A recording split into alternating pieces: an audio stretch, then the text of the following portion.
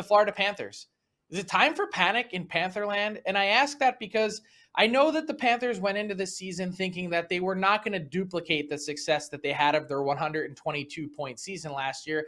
But it's sort of shocking to see the Panthers, even still after the seismic changes that were made to their roster in the summer, exactly where they are in the standings, which is in 12th place in the Eastern Conference. And Steven, I'm not exactly good at math, but the math begins to get a little bit fuzzy for the Florida Panthers at this point, on pace for 82 points, exactly 500 in points percentage.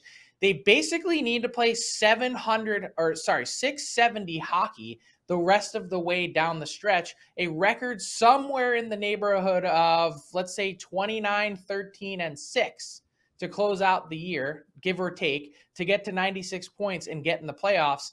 That's basically the way some division leaders have played to this point in the season, and they need to continue that out for the last 50-some games of the year. Can they do it? What's your level of concern for the Panthers and being maybe the first President's Trophy team in history to then miss the playoffs the following year? So I was concerned right off the bat with this team. Obviously, going out there and getting Kachuk was a huge deal, but having to trade away Huberdeau, having to trade away drawing a blank on the defenseman's name. Mackenzie Weegar. Mackenzie Weegar, yes. Those are two pieces that are hard to replace. And you see what Huberdeau and Barkov were able to do for so long, and then you get rid of one of your most important defensemen, and you don't really fill that spot. I was concerned from the start.